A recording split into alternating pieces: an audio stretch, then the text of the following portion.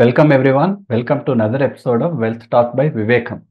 So ఈ వారం president Trump వచ్చేసి ఫస్ట్ వీక్ ఇన్ ఆఫీస్ కాబట్టి చాలా పెద్ద చర్యలు, చాలా ఎగ్జిక్యూటివ్ ఆర్డర్స్ కూడా సైన్ చేసినట్టుగా మనం చూడొచ్చు. అఫ్ కోర్స్ దాంట్లో 1 or 2 ప్రిడామినెంట్గా ఏంటి అండ్ మార్కెట్కి ఇంపాక్ట్ ఏంటి కూడా కొంచెం అసెర్టైన్ చేసే ప్రయత్నం చేద్దాం మనం ఈ వారం వీడియోలో. ఆ తర్వాత స్టాక్స్ వైపు స్పెషల్ ఫోకస్గా తీసుకుని పెద్ద కంపెనీస్ రిలయన్స్, ఇన్ఫోసిస్, విప్రో గురించి కూడా డిస్కస్ చేసి ఆ కంపెనీలో ఇంకా ఉండటం మంచిదా, ఆ స్టాక్స్ ఆ రిజల్ట్స్ కూడా ఎలా ఉండని అనలైజ్ చేసే ప్రయత్నం చేద్దాం.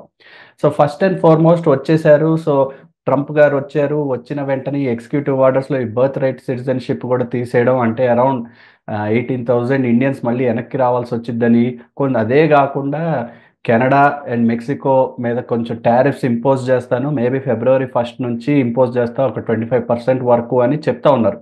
సో ఇలా షాక్ వేవ్స్ పెడతా ఉన్నారు. ఒక పరంగా చూస్తేనేమో వాళ్ళ మార్కెట్ ఓవరాల్ గ్లోబల్ మార్కెట్ కూడా కొంచెం పాజిటివ్ అనే తీసుకున్నట్టుంది ఈ న్యూస్ని కూడా. సో ప్రసాద్ గారు, ఇన్ జనరల్ ఈ కైండ్ ఆఫ్ ఈ నీ జర్క్ యాక్షన్స్, ఈ నీ జర్క్ పాలసీస్ ఏవైతే ఉంటాయో, అంటే మనకి నీ జర్క్ లాగా అనిపించచ్చు, కానీ వారి ఉద్దేశం ప్రకారం చాలా ఆలోచించి చాలా కన్సిడరేషన్ ప్రకారం చేసినట్టే అనిపిస్తూ ఉంది. సో ఇటువంటి పాలసీ చేంజెస్ వల్ల first and foremost global economy impact ఏమైనా ఉంటుందా? ఉంటుంది తప్పకుండా. ఆ తర్వాత మనకి యాజ్ ఇండిపెండెంట్ ఇండియాకి మన ఎకానమీ వైపు కొంచెం స్పెషల్గా ఏదన్నా ట్రీట్మెంట్ ఉండే అవకాశం ఉంటుందంటారా? ఇప్పుడు ట్రంప్ వచ్చిన తర్వాత ట్రంప్ అయినా ఎవరైనా సరే పెద్ద లీడరు అంటే దాదాపుగా ప్రపంచానికి ఒక రకంగా దిక్సూచిలాగా చెప్పుకోదగిన లీడర్ వస్తే రెస్పాన్సిబుల్గా బిహేవ్ చేయాలని మనం కోరుకుంటాం. కాకపోతే వాళ్ళందరికీ కూడా వాళ్ళ దేశం యొక్క ఇంట్రెస్ట్, వాళ్ళ అమెరికన్స్ యొక్క ఇంట్రెస్టే ప్రిడామినెంట్లీ హై ఆన్ దేర్ ఎజెండాలో ఉంటుంది. కాబట్టి వాళ్ళ ఉద్దేశం ప్రకారం వాళ్ళ సిటిజన్స్కి మంచి ఏం చేయాలో అదే చేయడానికి ప్రయత్నిస్తారు. ఇప్పుడు ట్రంప్ చేసిన చర్యలు చాలా వరకు కొన్ని అయితే హాస్యాస్పదంగా ఉంటాయి, కొన్ని అయితే దుందుడుకు చర్యల్లాగా ఉంటాయి. ప్యారిస్ అకార్డులోంచి వెళ్ళిపోతానంటాం, ఒక పక్కన లాస్ ఏంజలస్ తగలబడుతుంటే ఈ క్లైమేట్ కంట్రోల్ నాకు అవసరం లేదని చెప్పడం, వరల్డ్ హెల్త్ ఆర్గనైజేషన్ నుంచి కూడా వెనక్కి విత్డ్రా చేసుకోవడం, ఇవన్నీ కూడా detrimental to the community interest. అంటే ప్రపంచం మొత్తం కూడా గ్లోబలైజ్ విలేజ్ అయిపోయిన ఈ సమయంలో ఒక కంట్రీ, పవర్ఫుల్గా ఉన్న కంట్రీ కనుక ఇట్లాంటి చర్యలు చేస్తే వాళ్ళకి ఎవరైనా కోఆపరేషన్ ఇస్తే కానీ వాళ్ళు మన సరిగ్గా మనలేరు అని తెలిస్తే వీళ్ళు కూడా ఎక్కడో చోట నొక్కడానికి ప్రయత్నిస్తారు. This does not set a good president. కానీ తప్పదు. దేశంలో మన ప్రపంచంలో ఉన్న ప్రతి పౌరుడు మనకు కోరికలకు అనుగుణంగా మారారు కాబట్టి, బిహేవ్ చేయరు కాబట్టి మనం సర్దుకుపోక తప్పదు. ప్రస్తుతానికి చూస్తే ట్రంప్ చేసిన చర్యల్లో భారత్ వ్యతిరేకించి, భారత్నే కేంద్రీకరించి ఏది కూడా నెగిటివ్ చర్యలు చేపడుతున్నట్టుగా కనపడలేదు. పైగా మన దేశంలో ఉన్న నాయకత్వం కూడా కొద్దిగా పరిణితి ప్రదర్శిస్తూ ఆయనకి ఎదురు చెప్పడం లేదు, అలానే కంప్లీట్గా సపోర్టు చేయటం లేదు. మీరు దగ్గర కనుక మా దేశీయులు ఎవరన్నా ఇల్లీగల్ ఇమ్మిగ్రెంట్స్ ఉంటే మేము తీసుకుంటాము అన్నారు. వాళ్ళు చెప్పిన పోల్ ప్రామిస్ ఏంటి? ట్రంప్ ఎప్పుడు కూడా ఇల్లీగల్ ఇమ్మిగ్రెంట్స్ని బయటికి పంపించేస్తాను అన్నాడు. మనము వాళ్ళు కలిపి పనిచేసిన దాని ప్రకారం మరి మీకు అప్రాక్సిమేట్గా 18,000 పీపుల్ ఉన్నారని ఇప్పుడు 2021లో ఎస్టిమేట్ చేశారు. ఇంకొక 3-4 వేలు పెరగచ్చేమో. అంతవరకు మాత్రం మేము తీసుకుంటామని చెప్తున్నారు. కావాలంటే మాకు చెప్పండి, మేము తీసుకుంటామన్నారు. సో సుహృద్భావ వాతావరణంలో ఉన్నట్టుగా కనపడుతుంది. అందువల్ల ఇమ్మీడియట్గా వచ్చే థ్రెట్ లేదు. కానీ at the same time Russian oil మీద ఎంబార్గో పెట్టడం, ఇవన్నీ పెట్టడం మూలంగా మనకి ఇప్పుడు వరకు చౌకలో వస్తున్నటువంటి ఆయిల్ చౌకలో వచ్చే అవకాశం లేదు. అలాగే పనామా కెనాల్ టేక్ ఓవర్ చేస్తానన్నాడు. అది అంత తేలిక అవ్వదు. ఒకవేళ అటువంటి చర్యలు కనుక చేపడితే వరల్డ్ ట్రేడ్ ఆర్డర్ మొత్తం డిజార్డర్ అయిపోతుంది. అప్పుడు అమెరికా ఒక్క దేశం మిగతా దేశాల నుంచి కూడా, అన్ని కంట్రీల నుంచి కూడా, నాటోలో ఉన్న కంట్రీస్ అనేది డిఫెన్స్ పెంచమని మాకు డబ్బులు ఇవ్వండి అంటుంది. అలాగే మీరు ఎక్స్పోర్ట్ చేయాలంటే డబ్బులు ఇవ్వండి అంటుంది. అదన్నీ కూడా అంత కార్యరూపం దాల్చడానికి అవకాశం లేదు. అన్నింటిని మించి Trump is a business man mind ఎలా ఉంటుందంటే లాభాలు ఆప్టిమైజ్ చేయాలని ఉంటుంది. తన దేశానికి లాభం వచ్చేట్టుగా చూస్తాడే కానీ తన దేశానికి మొదటికే చేటొచ్చేట్టుగా చేస్తారని అనుకోవటం పొరపాటు. సో అటువంటి ప్రమాదాలు ఉండవు. కొద్దిగా గొప్ప మెక్సికో, కెనడాకి ఇబ్బంది ఉండొచ్చు, కానీ మన దేశం లాంటి దానికి ఇబ్బంది ఉండే అవకాశం తక్కువ. అందువల్ల ట్రంప్ మూలంగా ఇండియాకి నెగిటివ్ ఉందా అంటే నా లెక్క ప్రకారం నెగిటివ్ లేదు. పాజిటివ్ ఉందా అంటే పాజిటివ్ కూడా ఇప్పటి వరకు తెలియదు, కానీ పాజిటివ్ ఉండే అవకాశం కొద్దిగా ఉంది. సో ఏమి చేస్తాడో ఊహించి దాని ప్రకారం చర్యలు ఏముంటాయో చూసే కన్నా మనం వేసి చూసే ధోరణి అవలంబిస్తూ అతను ఏదన్నా పనులు చేస్తే, వేరే చర్యలు చేపడితే దాని మూలంగా వచ్చే ఫలితాలు ఎలా ఉంటాయో, ప్రతికూలంగా ఉంటాయో చూడటం ఇంకొక రోజు చేద్దాం. ప్రస్తుతానికి మాత్రం this is neutral to India according to me. దాని మూలంగా మనకి ఇండియాకు వచ్చిన ప్రమాదం ఏం లేదని చెప్పచ్చు. రైట్ అండి. అండ్ ఆఫ్‌కోర్స్ గ్లోబల్ లెవెల్‌లో చూస్తే గూడా అంటే ఇన్ఫ్లేషన్ గురించి చాలా వివిధ ఫోరమ్స్‌లో గూడా డిస్కషన్ అవుతుంది. ఒక పక్క ట్రంప్ వచ్చేసి ఫెడ్‌ని గూడా కొంచెం ఆదేశించడం ఏంటి అంటే ఇంట్రెస్ట్ రేట్ తగ్గించాలని నేను గూడా ఆదేశిస్తాను. నేను గూడా కొద్దో గొప్ప డైరెక్షన్ ఇస్తారని చెప్తా ఉన్నారు. కానీ ఇప్పటి వరకు మనం డిస్కస్ చేస్తా ఉన్నాం. ఈ టారిఫ్స్ అనేది ఇంపోజ్ చేస్తా ఉంటే ఇంటర్నల్ కన్జంప్షన్ ఈ యొక్క గూడ్స్ ఇన్ కేస్ వాళ్ళు మ్యానుఫ్యాక్చర్ చేసేవారు ఇన్ కేస్ ఎక్స్‌పోర్ట్ చేయక వాళ్ళకి లాభం అంటే గిట్టకపోతే వాళ్ళు గూడా ఎక్స్‌పోర్ట్ చేయరు. ఆ ఉన్న ఖర్చులు గూడా పెరుగుతాయి. ఇన్‌ఫ్లేషన్ గూడా పెరగక తప్పదు. అండ్ ఆల్‌మోస్ట్ అంటే సిమిలర్ అని గాదు గానీ టోటలీ అగెయిన్స్ట్‌గా ఇప్పుడు ఒక పక్క చూస్తేనేమో జపాన్, బ్యాంక్ ఆఫ్ జపాన్ ఏదైతే వెరీ కన్జర్వేటివ్‌గా ఎప్పుడు 0% ఇంట్రెస్ట్ రేట్ ఉండే బ్యాంకు కాస్త ఇన్‌ఫ్లేషన్ ప్రెషర్‌ని కాస్త ఇప్పుడు చూసి 2008 నుంచి ఇప్పటి వరకు లేని రేటు 0.5% వరకు ఇంట్రెస్ట్ రేట్‌ని పెంచినట్టుగా అంటే ఓవరాల్ ఇంట్రెస్ట్ రేట్ అంతలా ఉంది అని గూడా చెప్తా ఉన్నారు. సో, అది లేటెస్ట్‌గా వచ్చిన డిక్లరేషన్ ప్రకారం బ్యాంక్ ఆఫ్ జపాన్ లాంటి వారికి ఇన్‌ఫ్లేషన్ ప్రెషర్ ఫీల్ అవుతుందని, ఒక పక్క చూస్తేనేమో ఇండియన్ ఎకానమీ చూస్తే మీరు గూడా గ్లోబల్ కామెంటరీ చూస్తా ఉండొచ్చు. కొంచెం మ్యూటెడ్ గ్రోత్ ఆఫ్‌కోర్స్ బడ్జెట్ గూడా రానుంది. ఆ బడ్జెట్‌లో వచ్చే కైండ్ ఆఫ్ అనౌన్స్‌మెంట్స్ గూడా ఎలా ఉంటాయో గూడా చూడాలి. ఏదైనా రిలీఫ్ ఉంటదా? లేకపోతే ఏదైనా క్యాపెక్స్ మీద ఇంకా ఎక్స్‌ట్రా ఫోకస్ ఉంటదా? అనేది ఒక aspect. But how does someone like bank of Japan increasing interest rate impact someone like an investor in India? Bank of జపాన్‌కి వచ్చిన ప్రాబ్లమ్ ఏంటంటే, మిగతా దేశాలన్నీ తమ కరెన్సీని వేరే దేశాలు హోల్డ్ చేస్తుంటే వాళ్ళ ఎకానమీ బావుంటుందని నమ్ముతారు. అందులో ప్రధానంగా అమెరికా. చైనా గూడా ఏం చేస్తుంది, తన కరెన్సీని గనక గ్లోబలైజ్ చేస్తే తనకి ఎక్స్‌ట్రా కమాండ్ ఉంటుందని ఆశిస్తుంది. బ్యాంక్ ఆఫ్ జపాన్‌కేమో ప్రాబ్లమ్ కొద్దిగా రివర్సు. వాళ్ళకి లాభాలు విపరీతంగా అయిపోయి ఇండస్ట్రియలైజేషన్ మూలంగా డబ్బులు బ్రహ్మాండంగా వచ్చి, ఆ డబ్బులు ఏం చేయాలో తెలియక ఆ డబ్బులు వేరు వేరు కంట్రీలో ఇన్వెస్ట్ చేస్తూ వచ్చింది. ఇప్పుడు ఇటువంటి ట్రంప్ వచ్చేసి గనక కన్సర్వేటివ్‌గా అయితేనేమో ఇలా నారో మైండెడ్ డెసిషన్స్ గనక తీసుకొని, విదేశాల నుంచి మన దేశంలోకొచ్చే డబ్బులకి వాళ్ళకి లాభాలు వెళ్ళకూడదు. మనతో వర్తకం చేసే వాళ్ళకి లాభాలు వెళ్ళకూడదని గనక అనుకుంటే, అది చాలా నారో మైండెడ్‌నెస్ అవుతుంది కాబట్టి, అటువంటి సమయంలో విదేశాల్లో డబ్బులు పెట్టడం అంత ఉపయోగం కింద కనపడదు. జపాన్‌లో ఉన్నటువంటి డబ్బులన్నీ కూడా జపాన్ కంట్రీకి సంబంధించిన డబ్బులు యూఎస్‌లో విపరీతంగా ఇన్వెస్ట్ చేశారు. యూఎస్ డాలర్ అసెట్స్‌లో. అంటే ప్రభుత్వం ఫెడ్ ఇచ్చిన సెక్యూరిటీస్‌లో చాలా భాగం చైనాకి, జపాన్‌కి ఉండేవి. చైనా స్లోగా వాటంతటిని గోల్డ్‌లోకి మారుస్తుంది కాబట్టి, చైనా అమెరికాలో ఉన్న డాలర్స్ అసెట్‌ని ఇష్టపడదు. జపాన్‌కి మాత్రం ఇంకా ఫ్రెండ్లీగా ఉంది కాబట్టి ఆ అవకాశం లేదు. అందువల్ల ఇంకా హోల్డ్ చేస్తూ వచ్చింది. ఒకవేళ చైనా, జపాన్ లాంటి పెద్ద కంట్రీలు గనక డాలర్ అసెట్స్‌ని అమ్మేయటం జరిగినట్లయితే ట్రంప్ తట్టుకోవడం చాలా కష్టం అవుతుంది. అయన్నీ ఇంకొక రోజు మాట్లాడదాం. ప్రస్తుతానికి జపాన్ చేసిందేంటంటే ఇంట్రెస్ట్ రేట్ ఎందుకు పెంచింది అంటే, ఇలా వేరే దేశాల్లో పెట్టుకున్న వాళ్ళందరికీ కూడా ఒక రకంగా వార్నింగ్. ఇప్పటి వరకు మీరు జపాన్‌లో పెట్టుకుంటే ఒక్క నయా పైసా కూడా ఇన్‌కమ్ రాదు. బికాజ్ నేను 0% వరకు ఉంచాను కాబట్టి, ఇక్కడి నుంచి మాత్రం మీరు జపాన్‌లో గనక డబ్బులు పెట్టుకుంటే 0.5% ఇస్తానని చెప్తే ఏం జరుగుతుంది? ఇప్పటి వరకు జపాన్‌లో అవకాశం లేక వేరే దేశాల్లోకి వెళ్ళిన వాళ్ళు వెంటనే అక్కడి నుంచి వెనక్కి తెచ్చుకోవడానికి అవకాశం ఉంటుంది. అయితే మన దేశంలో ఉన్నటువంటి ఒక రకంగా దురదృష్టకర పరిస్థితి ఏంటంటే, ఏ దేశం ఇంట్రెస్ట్ రేట్లు పెంచినా, జపాన్ అవ్వచ్చు, లేకపోతే ఇంకో సింగపూర్ అవ్వచ్చు, ఇంకో కంట్రీ అవ్వచ్చు. ఎవరు ఇంట్రెస్ట్ రేట్ పెంచినా మనాళ్ళకి అర్థమయ్యేటువంటి ఫీలింగ్ ఏంటంటే, ఇంట్రెస్ట్ రేట్లు పెరిగితే అన్ని కంట్రీలు పెంచుకుంటా పోతాయని ఊహిస్తారు. మొట్టమొదటి తప్పు. రెండవది అలా పెంచుకుంటూ పోతే ఫిక్స్డ్ ఇన్‌కమ్‌లోకి వేరియబుల్ ఇన్‌కమ్ అసెట్‌లో నుంచి అంటే ఈక్విటీ మార్కెట్‌లో నుంచి ఫిక్స్డ్ ఇన్‌కమ్‌లోకి వెళ్ళిపోతాయని కూడా నమ్ముతూ ఉంటారు. అలా నీ జర్క్ రియాక్షన్‌తోనే ఈ రోజున అంటే మనం ఈ వీడియో రికార్డ్ చేస్తుంది 24వ తారీఖు కాబట్టి, 24వ తారీఖు మార్కెట్‌లో పడిపోవటానికి ప్రధాన కారణం ఏంటి? కొద్దిగా స్ట్రాంగ్‌గా ఓపెన్ అయినా కానీ, ఇటువంటి భయాలనమాట. ఇవన్నీ కూడా పెద్దగా కంగారు పడవలసిన విషయం లేదు. పైగా 0.5% మూలంగా పెద్దగా అట్రాక్ట్ అయిపోయి, ఇన్వెస్ట్‌మెంట్‌లు వేరే కంట్రీలో పెట్టిన వాళ్ళు వెళ్ళరు. ఇండియన్ మార్కెట్‌లో పెట్టినవాడు మార్కెట్ ఎంత పడిపోయిన తర్వాత, ఇక్కడ కూడా అమ్ముకుని ఆ 0.5% కోసం వెళ్తారా అంటే, అవకాశాలు తక్కువ. అందువల్ల ఆ ప్రమాదం కూడా ఎక్కువ లేదు అని చెప్పాలి. ఎట్ ద సేమ్ టైమ్ మనకి ఇండియాలో ఉన్న మేజర్ నెగెటివ్ ఏంటంటే ఇప్పుడు అమ్మటానికి కారణం ఏంటి ఎఫ్‌పిఎస్ అంటే అమెరికాలో డాలర్లు వెళ్ళటం ఒక కారణం అయితే రెండవది మన దేశంలో కార్పొరేట్ సెక్టర్ల యొక్క ప్రాఫిట్లే చూస్తుంటే అంత ఎంకరేజింగ్‌గా లేవు. ఉదాహరణకి ఇప్పుడు నేనే ఒకసారి స్లైడ్ చూపించి చెప్తాను. నా స్క్రీన్ గనక మీరు చూసినట్లయితే ఇప్పుడు మీకు అర్థమయ్యేది ఏంటంటే మొత్తం ఇప్పటి వరకు 1000 క్రోర్స్ కన్నా ఎక్కువ ఉన్న కంపెనీలు ఎన్ని రిజల్ట్స్ డిక్లేర్ చేశాయో చూస్తే 185 కంపెనీలు డిక్లేర్ చేస్తే అందులో 70% అంటే దాదాపుగా 128 కంపెనీలు రిజల్ట్స్ బాగున్నాయి. మనకి అవన్నీ కూడా అనవసరం. మనకు కావాల్సిందేంటి ఇవాళ కొనుక్కోవటానికి చౌకలో ఏమైనా ఉన్నాయా? అది ఇన్వెస్టర్లుగా మీరు కోరుకుంటారు. మేము కూడా అదే సప్లై చేయాలి కానీ మిగతా కామెంటరీ అంత అవసరం ఉండకపోవచ్చు. ఇక్కడ చూస్తే మీరు రైట్ హ్యాండ్ సైడ్ కార్నర్లో కనుక చూసినట్లయితే 50 కంపెనీస్ మంచిగా ఉన్నాయి. ఇక్కడ 50 కంపెనీస్ అనగానే లిస్ట్ ఇస్తే బాగుంటుంది అనుకుంటారు.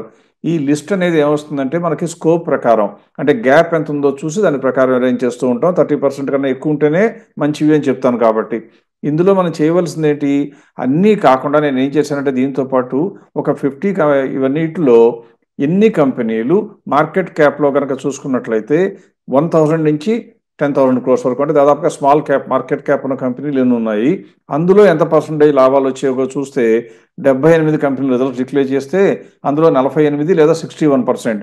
ఓవరాల్గా చూస్తేనే 70% ఉంది, ఇక్కడ మాత్రం 60%. అంటే చిన్న కంపెనీలు కొద్దిగా సతమతం అవుతున్నాయి. ఇందులో మొత్తం కలిపి 50 కంపెనీలు బాగున్నాయి అనుకుంటే ఈరోజు ఉదయానికి 25వ తారీఖుకి చూస్తే ఓన్లీ 7 కంపెనీలు మాత్రమే ఉన్నాయి. అంటే 7 కంపెనీలు మాత్రమే కొనుక్కోవడానికి అనువుగా ఉన్నాయి. అవి ఏంటంటే మీ ఎదురుగా కనపడతా ఉన్నాయి ఫండమెంటల్స్ ప్రకారం. Tanla Platforms, Rossari Biotech, Shopper Stop, Mastek, Lakshmi Organic Industries, NIIT Learning and Radhika Jewel Tech. అవి తప్పితే ఇంకేమీ కనపడలేదు. ఇది ఒక లెక్క. నెక్స్ట్ మనం ఏం చేశానంటే దీంతో పాటు ఇలా కాకుండా కొద్దిగా ఎక్కువ కంపెనీలు అంటే 10,000 కోట్ల నుంచి 50,000 కోట్లు అంటే మిడ్ క్యాప్లో కొద్దిగా హయ్యర్ మిడిల్ క్యాప్లో ఉండే కంపెనీలు ఎన్ని ఉన్నాయని చూస్తే 61 కంపెనీస్ ఇస్తే అందులో ఇందాక స్మాల్ క్యాప్లోనేమో 60% ఇక్కడ 70% వరకు మంచి కంపెనీలు ఉన్నాయి. ఇన్ని 43 బాగున్నాయి. ఎన్ని మంచి కంపెనీలు ఉన్నాయి కొనుక్కోవడానికి అనువుగా కనీసం 30% గ్యాప్తో ఇప్పుడు వరకు వచ్చిన రిజల్ట్స్ చూస్తే 22 ఉన్నాయి. అవేంటో కూడా మీకు స్క్రీన్ మీద కనపడుతున్నాయి కాబట్టి మీరే నోట్ చేసుకోవచ్చు. మళ్ళీ చెప్పవలసిన అవసరం లేదు.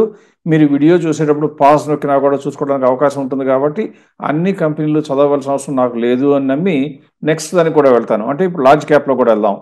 లార్జ్ క్యాప్లో కనుక వెళ్ళినట్లయితే ఇప్పుడు మీరు స్క్రీన్ మీద చూస్తే 46 కంపెనీలు అంటే 50,000 కోట్ల కన్నా మార్కెట్ క్యాప్ ఎక్కువ ఉన్నాయి 46 ఉంటే అందులో 37 కంపెనీలు బ్రహ్మాండంగా ఉన్నాయి. అంటే 80%.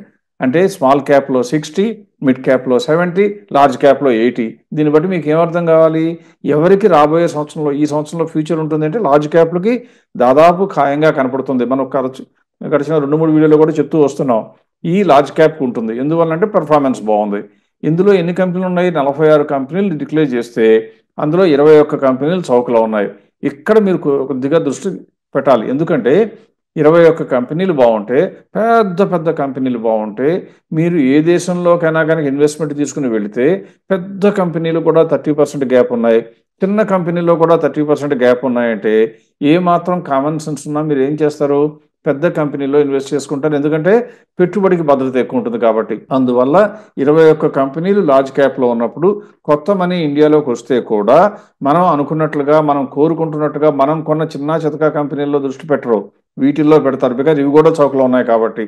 అందువల్ల 2025 in all probability should belong to large cap. మీరు కూడా ఒకవేళ 1 year టైం జోన్లో పెట్టుకుంటారంటే మాత్రం లార్జ్ క్యాప్లో ఉండాలి.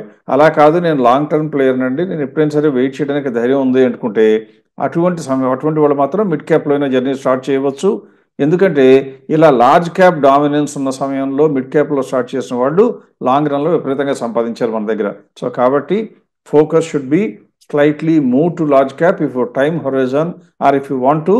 ఎప్పుడు నేను సంవత్సరానికి ఒకసారి లెక్కలు వేసుకుంటాను అంటే మాత్రం లార్జ్ క్యాప్, అదర్వైజ్ మిడ్ క్యాప్లో కంటిన్యూ చేయొచ్చు. కాకపోతే కొద్దిగా నీరసంగా ఉంటారు. ఈ సంవత్సరం లార్జ్ క్యాప్ డామినేట్ చేస్తుంది కాబట్టి మిడ్ క్యాప్ పెద్దగా పెరగకపోవచ్చు. లార్జ్ క్యాప్లో అంతా పెట్టుబడులు పెట్టిన తర్వాత మిడ్ క్యాప్కి వస్తారు మళ్ళీ. అందువల్ల కొద్దిగా సమయం పట్టచ్చు. రైట్ అండి, మనం next will cover some big stocks. First వచ్చేసి రిలయన్స్ ఇండస్ట్రీస్ రిజల్ట్స్ డిక్లేర్ చేశారు ఈ పోయిన వారంలో. అంటే దీని గురించి కొత్తగా చెప్పాల్సిన అవసరం ఏం లేదు. But numbers and sales continue to be అంటే హ్యూమంగస్ అని చెప్పాలి. Humungous is a word to describe Reliance. PAT పెరిగింది, ఎబిటా కూడా పెరిగింది లేటెస్ట్ క్వార్టర్ చూస్తే. అండ్ ట్రైలింగ్ 12 months చూస్తే కూడా everything is moving in the right directions. Margins కూడా పెంచుకుంటూ వస్తుంది కంపెనీ. ఒక పక్క చూస్తేనేమో ఈ రీసెంట్ కరెక్షన్ వల్ల రిలయన్స్ కూడా చాలా సఫర్ అయినట్టుగా మనం చూడొచ్చు. చాలా కాకపోయినా అట్లీస్ట్ ఒక 1400 రేంజ్లో ట్రేడ్ అవుతున్న స్టాక్ కాస్త ఇప్పుడు అరౌండ్ 1200 రేంజ్లో ట్రేడ్ అవుతుంది. కాబట్టి కాస్త కరెక్ట్ అయినట్టు కూడా మనం తెలుసుకోవచ్చు. So at this junction Reliance లాంటి పెద్ద large cap company which reported good numbers, ఇంకా దాని వైపు దృష్టి పెట్టడం బెటరా లేకపోతే ఇంకొంచెం వాల్యూ వైపు చూడటం బెటరా? మీ దగ్గర ఉన్న కంపెనీలు మీకు లాస్ వచ్చిందా లాభం వచ్చిందా అని పెద్దగా కంగారు పడకుండా తీవ్రంగా ఆలోచన చేయకుండా పెట్టుబడికి భద్రత ఉంటే బాగుంటుంది అనుకుంటే అది పెరిగిన తర్వాత అది అమ్ముకుని రిలయన్స్లోకి వస్తాను అనుకునే బదులుగా ఇప్పుడే రిలయన్స్లోకి మారవలసిన సందర్భం. ఎందువల్లంటే చాలా తక్కువ సార్లు ఇటువంటి పెద్ద కంపెనీల్లో 20% కరెక్షన్ చూస్తాం. దీన్నే కనుక చూసినట్లయితే 2024 జూన్ రిజల్ట్స్ వచ్చిన సమయానికి చూస్తే దాదాపుగా 21 లక్షల కోట్ల మార్కెట్ క్యాప్ ఉంటే ఇప్పుడు కేవలం 17 లక్షల కోట్లు ఉంది. అంటే దాదాపుగా 19-20% కరెక్షన్ అయిపోయింది. ఇటువంటి సమయంలో కూడా మేనమేషాలు లెక్కేయడం అనేది కేవలం తెలివి తక్కువ పని. ఎట్టి పరిస్థితుల్లో మీ దగ్గర ఉన్న డబ్బుల్లో గనక పెట్రోలియం స్టాక్స్లోనో, రిటైల్ స్టాక్స్లోనో, టెలికాం స్టాక్స్లోనో గనక లేకపోతే, ఇవన్నీ కలిపిన సంస్థ కాబట్టి రిలయన్స్ లేకపోతే కనుక మీరు చిన్న చితకా షేర్లు కొద్దిగా లాస్ వచ్చి ఉన్నా కూడా పర్వాలేదు. అందులో నుంచి డబ్బులు ఖచ్చితంగా రిలయన్స్లోకి మూవ్ చేసుకోవడం అనేది తెలివైన పని అవుతుంది. ఎందుకంటే ఈ రిజల్ట్స్ అన్నీ నువ్వు ఆల్రెడీ చక్కగా చెప్పావు. బ్రహ్మాండమైన సేల్స్, ఎబిటా ఎక్కువ ఉంది, ప్యాట్ ఎక్కువ ఉంది, మార్జిన్స్ పెంచుకుంది. ఇంకా నేను చెప్పవలసిన అవసరం పెద్దగా లేదు. ఎందుకంటే ఇక్కడ మీరు చూస్తే మనం స్క్రీన్ మీద హైలైట్ చేస్తున్నట్లుగా మార్జిన్లు పెంచుకుంది లాస్ట్ టైంతో పోలిస్తే. అలాగే హైయెస్ట్ సేల్స్ ఉన్నాయి, హైయెస్ట్ ఎబిటా కూడా ఉంది. ఇప్పుడు మనం చెప్పాల్సిందంటే గ్రోత్లో ఉంది. దాని యొక్క మార్కెట్ ప్రైస్ ఎంత ఉందంటే 1258 ఉంటే ఇవాళ రోజున మనం చూసేనాటికి 1770 ఈజ్ ద ఫెయిర్ ప్రైస్. ఎంత గ్యాప్ ఉంది? 41%. కాబట్టి Reliance is a cheap stock available now. ఖచ్చితంగా మీ పోర్ట్ఫోలియోలో లేకపోతే అందులో కొంత పెట్టుబడి ఖచ్చితంగా పెట్టుకోమని చెప్పచ్చు. రైట్ అండి. నెక్స్ట్ మనం ఇన్ఫోసిస్ వైపు చూద్దాం. ఇంకొక జాయింట్ లేటెస్ట్ క్వార్టర్ కూడా చాలా బాగా పర్ఫామ్ చేసింది. లేటెస్ట్ క్వార్టర్ సేల్స్ వచ్చేసి 41,000 crores, highest in last 8 quarters. Profits, EBITDA కూడా పెంచుకుంటూ ఉంది లాస్ట్ ఫ్యూ క్వార్టర్స్. నేను చెప్పేది ఇండిపెండెంట్ స్టాండ్ అలోన్ రిజల్ట్స్ చూస్తూ ఉంటే. ట్రైలింగ్ 12 months కూడా everything is moving in the right direction. కానీ రిలయన్స్ లాగా ఇది అంత కరెక్ట్ అయినట్టుగా మనం చూడట్లేదు. అంటే ప్రైస్ పరంగా అంత కరెక్ట్ అవ్వలేదు. సో ప్రైస్ కరెక్ట్ అవ్వలేదు, కానీ ఒక పక్క చూస్తే నెంబర్స్ బాగానే ఉన్నాయి కదా. ఇంకా దీనికి వాల్యూ ఉందంటారా, లేకపోతే ఇది కాస్త సైడ్లో పెట్టి రిలయన్స్ లేకపోతే వేరే అదర్ కంపెనీస్ వైపు దృష్టి పెట్టడం బెటరా? అంటే రిలయన్స్ ఏమో రీసెంట్ మెమరీలో చూస్తే తగ్గింది బాగా. కానీ ఇది మాత్రం రీసెంట్ మెమరీలో కాదు, లాస్ట్ 1.5 year నుంచి కూడా ఇన్ఫోటెక్ కంపెనీ, సాఫ్ట్వేర్ కంపెనీలన్నీ కూడా బాగా కింద చూపులు చూసాయి. అంటే లాభాలు పెరుగుతున్నా కూడా కింద చూపు చూసాయి. ఎందుకని? ప్రజలు ఇచ్చినటువంటి భాష్యం ఏంటంటే అమెరికాలో బాగా మాన్యం వచ్చింది కాబట్టి అమెరికాలో డిస్క్రిషనరీ స్పెండింగ్ తగ్గుతుంది, దాంతో ఇండియన్ సాఫ్ట్వేర్ కంపెనీస్ పెద్ద అవకాశాలు ఉండవని దాన్ని బాగా తగ్గించారు. పైగా ఎఫ్ఐఎస్ కూడా ఇందులో ఇన్ఫోటెక్ కంపెనీలో, సాఫ్ట్వేర్ కంపెనీలో ఉన్న ఇన్వెస్ట్మెంట్స్ని తీసివేయడం మూలంగా పడిపోయింది. కానీ దీని ప్రాఫిట్లు చూస్తుంటే తగ్గాయి అంటే తగ్గలేదు, పెరుగుతూనే వచ్చాయి. అందువలన ఇన్ఫోసిస్ అనేది మిగతా కంపెనీల కన్నా కూడా కొద్దిగా ధైర్యం చేసి రాబోయే రోజుల్లో గైడెన్స్ కూడా పెంచింది. ఇన్ఫోసిస్ లాంటి కంపెనీకి వచ్చిన అడ్వాంటేజ్ ఏంటంటే వాళ్ళు ఒక మాట చెప్పాలి అంటే 10 సార్లు ఆలోచించుకుని నమ్మకంగా ఉంటేనే చెప్తారు, కానీ గాలివాటంగా ఊరికే ఇవాళ రోజు గడిస్తే చాలని పిచ్చి మాటలు మాట్లాడరు. అందువల్ల ఇన్ఫోసిస్ గైడెన్స్ను కూడా సీరియస్గా తీసుకుంటే రాబోయే రోజుల్లో ప్రాస్పెక్ట్స్ బాగుంటాయి. ఇప్పటికి ఆల్రెడీ బాగున్నాయి. కానీ ఇప్పటికేమైనా పిఈ రేషియో విపరీతంగా పెరిగిపోయిందా అంటే ఒకప్పుడు 37-38 పిఈ రేషియో ఉండేది. మీరు ఇప్పుడు స్క్రీన్ మీద ఇమేజెస్ చూస్తే 2021లో దీని యొక్క పిఈ రేషియో 36% ఉండేది, 36 times ఉండేది.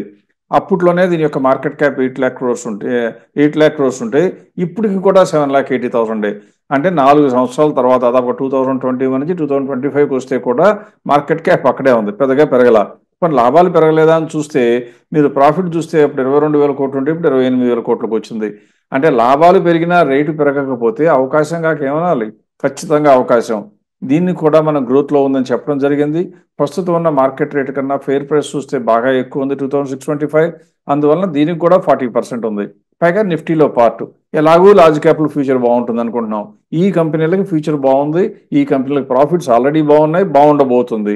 ఇంతకన్నా మీకు మంచి కంపెనీలు కొనుక్కోవటానికి అందుబాటులో మీ చేతికి అందేట్లుగా వచ్చే కంపెనీలు చాలా అరుదుగా వస్తాయి. వచ్చిన అవకాశాన్ని వదులుకోవటం అనేది మంచి పద్ధతి కాదు. ఒకవేళ మీకు సాఫ్ట్వేర్లో ఎక్స్పోజర్ లేకపోతే 100కి 100 పాళ్ళు ఇన్ఫోసిస్ని కన్సిడర్ చేసి వెంటనే కొనుక్కోదగిన షేర్గా చెప్పాలి. రైట్ అండి. మనం వేరే స్టాక్స్ చూసే ముందు ఒక చిన్న అనౌన్స్మెంట్. February 22nd మన వివేకం టీం వచ్చేసి తిరుపతి వస్తున్నారు ఫర్ ఎ డెడికేటెడ్ సెషన్. ఏదైతే 1-to-1 సెషన్ ఇచ్చి మీకు మీ పోర్ట్ఫోలియో గురించి ప్లస్ ఏంటి, మైనస్లు ఏంటి, స్ట్రెంగ్స్ ఏంటి, ఎలా కరెక్ట్ చేసుకోవాలనే సెషన్ పెట్టే ప్రయత్నం చేస్తున్నారు మన టీము. సో తిరుపతికి చాలా మంచి రెస్పాన్స్ వచ్చింది. మన కామెంట్స్లో కూడా చాలా మంది అడుగుతా ఉన్నారు తిరుపతికి ఎప్పుడు వస్తున్నారని. సో దాన్ని చూసి మనం February 22nd అనేది ఫ్రీజ్ చేస్తున్నాము. సో ఆ తిరుపతి ఈవెంట్కి రిజిస్టర్ చేసుకోవాలంటే తప్పకుండా తిరుపతి అని 9100 70009891కి వాట్సాప్ చేసి తిరుపతి అని పంపించండి. మన టీం నుంచి ఎవరో ఒకరు కాంటాక్ట్ చేసి మీ స్లాట్ని కన్ఫర్మ్ చేస్తారు. ఆ స్లాట్ కన్ఫర్మ్ చేస్తే మీకు కూడా టైం ఇచ్చి మీకు మీ పోర్ట్ఫోలియో లేకపోతే మీ ఫైనాన్షియల్ గోల్స్ గురించి డిస్కస్ చేసే అవకాశం ఉంటుంది. Rather than broader generic topics కంటే కూడా ఇది చాలా యూస్ఫుల్గా ఉంటుంది అండ్ మోస్ట్ ఇంపార్టెంట్గా ఫ్రీ ఆఫ్ కాస్ట్ చేస్తుంది మన టీం కాబట్టి please make sure to use this opportunity. So తప్పకుండా గెట్ ఇన్ టచ్ విత్ వివేకం and secure your slot. Right అండి. నెక్స్ట్ ఇంకొక ఐటీ జాయింట్ చూద్దాం. విప్రో అంటే ఇన్ఫోసిస్ లా కాకుండా continuous strength in terms of sales and everything else లా కాకుండా విప్రో కాస్త సేల్స్లో కొంచెం కాంప్రమైజ్ అయినట్టుగా ఈ లాస్ట్ 6-7 క్వార్టర్స్ ఏవైతే ఉన్నాయో కాంప్రమైజ్ అవుతూ వస్తూ ఉంది. అఫ్ కోర్స్ డిఫరెన్స్ చాలా ఎక్కువ కాదు, అంటే 22,000 కోట్లు ఈ సంవత్సరం ఈ క్వార్టర్కి ఉందంటే just 1 year back around 23,000 crores ఉండింది. సో అరౌండ్ 1,000 crores సేల్స్ పరంగా చూస్తేనేమో కొంచెం కాంప్రమైజ్ అయినట్టయితే రిజల్ట్స్ డిక్లేర్ చేస్తుంటే చూడొచ్చు మనం. ఒక పక్క సేల్స్ కాంప్రమైజ్ అయితే వీళ్ళేమో మార్జిన్స్ ఏమో ఎక్స్పాండ్ అవుతున్నాయి. అంటే ఉన్న బిజినెస్లో operational efficiency and other efficiency సంపాదించి they are able to increase their profits, able to increase their margins. అదే ట్రైలింగ్ 12 months కూడా చూసినట్లయితే సేల్స్ ఒక్కటి పక్కన పెట్టేస్తే మిగతా parameters are moving in the right direction. అదే కాకుండా లేటెస్ట్గా ఈ 2 స్టాక్స్ లా కాకుండా ఇదేమో కాస్త 12%కి పైగా కరెక్ట్ అయింది ఇన్ ద లాస్ట్ 10 days. ఏదైతే రిజల్ట్స్ వచ్చిందో అప్పటి నుంచి ఆల్మోస్ట్ 12-13% వరకు కరెక్ట్ కాదు, పెంచుకున్న ప్రైస్ పెరిగిన మాట వాస్తవమే. సో ఆల్రెడీ పెరిగింది. ఒక పక్క చూస్తేనేమో సేల్స్ వేరే కంపెనీస్ అంత ఐడియల్గా లేదు కదా, కొంచెం దీన్ని పక్కన పెట్టడం బెటరా, లేకపోతే trailing 12 months and these are small differences in sales, margins కూడా పెరుగుతున్నాయి కదా, ఇది కూడా రైట్ చాయిస్ అంటారా? ఇది కూడా రైట్ చాయిసే, కాకపోతే ఎగబడి కొనుక్కోవాల్సిన షేర్ కాదు. దీనికి కారణం మార్కెట్లో రేటు పెరగటం. ఎందుకంటే ఈ కంపెనీకి చాలా నెగిటివ్స్ రావటం మూలంగా అంతకుముందు పెర్ఫార్మెన్స్ కాంప్రమైజ్ అయిందని చెప్పడంతో ఒకప్పుడు 3,50,000 కోట్లు 4 లక్షల కోట్లు ఉండే మార్కెట్ క్యాప్ 2021-10లో 4 లక్షలు ఉన్న మార్కెట్ క్యాపిటలైజేషన్ సగానికి పడిపోయింది 2023 మార్చికి. అంటే దాదాపుగా 1 year 1.5 year లోపల సగానికి అయిపోయింది షేర్ ప్రైస్. అయినా కానీ మార్జిన్లు కొద్దిగా కాంప్రమైజ్ అయ్యాయి కానీ ప్రాఫిట్లు ఎక్కడ తగ్గల. ప్రాఫిట్లు అలాగే మెయింటైన్ చేసుకోవడం 11,000-12,000 కోట్లు ఉన్నారు. ఇప్పుడు అది 12,500 కోట్లకు వచ్చింది. ఎట్ ద సేమ్ టైం ఒకవేళ అది బాగానే పెరిగినా 11,000 నుంచి 12,500 కోట్లకు వస్తే 10% ప్రాఫిట్ పెరిగింది. కానీ మార్కెట్ క్యాప్ చూస్తే 2 లక్షల కోట్లు ఉందా, ఇప్పుడు ఆల్రెడీ 3,30,000 కోట్లకు వచ్చేసింది. అంటే ప్రైస్ కూడా క్యాచప్ అయిపోయింది. అంతకుముందు అనవసరంగా అమ్మిన వాళ్ళు తిరిగి కొనుక్కోవటం, కొత్త వాళ్ళు కూడా కొనుక్కోవడంతో ప్రైస్ పెరిగింది. అందువల్ల ఇది మంచి కంపెనీనా అంటే మంచి కంపెనీనే, కొనదగినదా అంటే కొనదగినదే, కానీ ఎగబడవలసిందా అంటే కాదు. ఇన్ఫోసిస్ లాగా వెంటనే కొనుక్కోవాల్సిన అవసరం లేని కంపెనీగా దీన్ని చెప్పాలి. మీ దగ్గర ఉంటే ధైర్యంగా ఉంచుకోవాలి, కానీ కొత్తగా కొనుక్కునేటువంటి ఆలోచన మాత్రం చేయవలసిన అవసరం లేదు. అన్లెస్ మీరు సాఫ్ట్వేర్లోనే 2 కంపెనీలు కొనుక్కుంటాను అంటే ఇన్ఫోసిస్తో పాటు కొనొచ్చు. కానీ దీనికన్నా ముందు హెచ్సిఎల్ టెక్ కూడా ఉంది మంచిది, దీనికన్నా బెటర్ పొజిషన్లో ఉంది. కాబట్టి విప్రో అనేది 3 కంపెనీలు ఉంటే బాగుంటుంది అనుకుంటే 3వ కంపెనీగా కొనుక్కోవాలి, కానీ అదర్వైజ్ ఇన్ఫోసిస్కి ఓటు, విప్రోకి మీ దగ్గర ఉంటే మాత్రం ధైర్యంగా ఉంచుకోండి, అమ్మవలసిన అవసరం లేదు. ఈ కంపెనీలన్నిటికీ కూడా షేర్ ప్రైస్ రోజు ప్రకారం ఎంత పెరుగుద్ది తగ్గుద్దని చెప్పే ధైర్యము ఎవరు చేయలేరు. చేసినా వాడు ఒట్టి అబద్ధాలు చెప్పినట్లే. మనం అటువంటి పని చేయం. కాబట్టి మీ దగ్గర స్టాక్ ఉంటే ఉంచుకోదగిన స్టాకు ఎస్, కొనడానికి మాత్రం దీనికన్నా బెటర్ స్టాక్స్ సాఫ్ట్వేర్లోనే ఉన్నాయి. కాబట్టి కొత్త డబ్బులు ఇందులోకి వెళ్ళవలసిన అవసరం మాత్రం లేదు. రైట్ అండి. లాస్ట్కి అదానీ గ్రీన్ గురించి డిస్కస్ చేద్దాం. అఫ్ కోర్స్ హిండెన్బర్గ్ న్యూస్ వచ్చేసి వారు కూడా క్లోజింగ్ షాప్ అని రావడంతో కాస్త ఆ రోజు ఏదైతే అనౌన్స్మెంట్ వచ్చిందో అదానీ గ్రూప్ కంపెనీస్ స్టాక్స్ అన్ని కూడా కాస్త పెరిగినాయి. బట్ రిజల్ట్స్ చూస్తేనేమో ఒక పక్క న్యూస్ చూస్తేనేమో చాలా పాజిటివ్గా చాలా అప్బీట్గా ఉన్న రిజల్ట్స్ ఏదైతే న్యూస్ చూస్తే మాత్రం అలా కనిపిస్తుంది. కానీ కొంచెం డీపర్ ఇన్సైట్ లెవెల్లో చూసి అదానీ గ్రీన్ రిజల్ట్స్ ఎలా ఉన్నాయా అని చూస్తే కాస్త సేల్స్ కాంప్రమైజ్ అయినట్టు, ఎర్నింగ్స్ కూడా కాంప్రమైజ్ అయినట్టు లేటెస్ట్ క్వార్టర్లో మనం తెలుసుకోవచ్చు. ట్రైలింగ్ 12 monthsలో things are still moving at least ideal direction కాకపోయినా నాన్ ఐడియల్ డైరెక్షన్ కాకుండా ఆల్మోస్ట్ స్టేబుల్గా పెరుగుతుంది. మార్జిన్స్ కూడా అంత కరెక్ట్ అవ్వాలా, ఆల్మోస్ట్ క్లోజ్ టు ఎక్కడైతే ఉందో పెంచుకోవట్లేదు, కానీ అదే రేంజ్లో ఉన్నాయి. ఈ స్టాక్ ప్రైస్ వచ్చేసరికి ఆల్మోస్ట్ సెప్టెంబర్ నాటి నుంచి ఇప్పటి వరకు ఆల్మోస్ట్ 50%కి పైగా పడింది. సో ఒక పక్క చూస్తేనేమో results almost in the same trend of where they are. ఇంకా ఈ హిండెన్బర్గ్ ఈ షార్ట్ సెల్లర్స్ కొంచెం రిలీఫ్ వచ్చిందని అనుకోవచ్చేమో. ప్రస్తుతానికి గవర్నమెంట్ కూడా మారి కాస్త మేబీ వారి ఫోకస్ కూడా కాస్త, అంటే వెనసే గవర్నమెంట్ అమెరికన్ గవర్నమెంట్ కూడా మారి వారి ఫోకస్ కూడా అదర్ ఇష్యూస్ మీద వెళ్ళడం వల్ల అదానికి కొంచెం రిప్రైవ్ దొరికిందని అనుకోని మేబీ ఇటువంటి కంపెనీ వైపు చూడటం ఇప్పుడు బెటరా, లేకపోతే ప్యూర్గా రిజల్ట్స్ చూసి రిజల్ట్స్ చూసాం, ఒక పక్క 50% కరెక్ట్ అయింది, ఇంకా వాల్యూ ఉంది కాబట్టి దీని వైపు చూడటం బెటరా? ఎప్పుడు కూడా గమనించాల్సిందంటే అదానీ లాంటి గ్రూప్కి ప్రధానమైనటువంటి నెగిటివ్ ఫ్యాక్టర్ ఏంటంటే అలా నెగిటివ్ హిండెన్బర్గ్ కానీ ఇంకొకరు కానీ నెగిటివ్ న్యూస్ ఇచ్చినప్పుడు కొత్తగా మనీ రేస్ చేయాలంటే చాలా కష్టం అవుతుంది కాబట్టి ఇబ్బంది పడతారేమో అనుకున్నాం. ఇప్పుడు మనం చూడాల్సింది ఏంటి, ఇవాళ ఇబ్బంది పడేనమాట వాస్తవమైనా కానీ వీళ్ళు తెలివిగా అదానీ విల్మార్లో ఉన్న స్టేక్ అమ్మేసుకుని బోలెడంత క్యాష్ రెడీ చేసుకున్నారు. అంటే టెంపరీగా 1 ఇయర్ పాటు లాభాలు క్యాష్ అవసరమైనా కానీ సరిపడా ఏర్పాటు జరిగిపోయింది. సో కాబట్టి డెట్ రీపేమెంట్స్ ఇబ్బంది లేకుండా జరుగుతుంది. Number 1 point. రెండవది ఇంకా గమనించాల్సింది ఏంటంటే ప్రపంచం మొత్తం కూడా హైడ్రోజన్ వైపు నడుస్తున్న ఈ కాలంలో అదానీ గ్రీన్ ఎప్పుడో హైడ్రోజన్ గురించి మాట్లాడటం మొదలుపెట్టింది, ప్లాంట్స్ కూడా పెట్టింది. మన దేశంలో కూడా నితిన్ గడ్కరీ గారు కానివ్వండి, ప్రధానమంత్రి కానివ్వండి, దేశం యొక్క ఫోకస్ కానివ్వండి ఆ క్లీన్ ఎనర్జీ వైపు వెళ్తున్నప్పుడు ఇంత పెద్ద కంపెనీకి అవకాశాలు రాకుండా ఉండే ఛాన్సే లేదు. పైగా ఈ కంపెనీని కనుక మనం చూసినట్లయితే ప్రస్తుతం ఉన్న మార్కెట్ క్యాప్ ఎంత అంటే యాజ్ లేటెస్ట్ 2024 సెప్టెంబర్లో కూడా 3 లక్షల కోట్లు మార్కెట్ క్యాప్ ఉంటే లాభాలు పెరుగుతున్నాయి, మార్జిన్లు పెరుగుతున్నాయి, ప్రాఫిట్లు పెరుగుతున్నాయి, అన్నీ ఉన్నా కూడా దాని మార్కెట్ క్యాప్ ఇప్పుడు ఎంత ఉంది, కేవలం 1,62,000 కోట్లు. అందుకనే అదానీ అనేది నెగిటివ్గా ఉన్న ఫ్యాక్టర్స్ ఉన్నా కానీ మార్కెట్లో ఎవరైతే నెగిటివ్గా మాట్లాడారో వాళ్లే నాశనం అయిపోయి ఆఫీసే మూసేసుకుంటున్న సమయంలో ఇంకా నెగిటివ్గా వచ్చే అవకాశాలు ఉండవు. పైగా నువ్వు చెప్పినట్లుగా ఆల్రెడీ అమెరికాలో రెజీమ్ మారింది కాబట్టి అంతకుముందున్న ఒక రూమర్ ఏంటంటే పాత గవర్నమెంట్ జో బైడెన్ గారు వెళ్ళబోయే ముందు కావాలని అదానీ మీద ఈ ఎలిగేషన్ పెట్టించారని ఎవరో అన్సబ్స్టాన్షియేటెడ్ రిపోర్ట్స్ వచ్చినాయి. అలాంటివన్నీ కూడా ఇంకా అవకాశం లేదు కాబట్టి ఇక నెగిటివ్ షాక్లు వచ్చే ఛాన్స్ తక్కువ. పైగా డబ్బులు ఉన్నాయి అంటే రాబోయే రోజుల్లో డబ్బులు మొబిలైజ్ చేయవలసిన అవసరం లేదు, ఉన్న అప్పులు రీసైకిల్ చేయడానికి కూడా ఇబ్బంది లేదు. నాన్ స్ట్రాటజిక్ బిజినెస్ నుంచి బయటికి వెళ్ళిపోయి స్ట్రాటజిక్ బిజినెస్లోనే ఉంటున్నారు కాబట్టి గ్రూప్ పవర్ఫుల్. ఇకపోతే ఈ company on its own numbers ప్రకారం కూడా పవర్ఫుల్.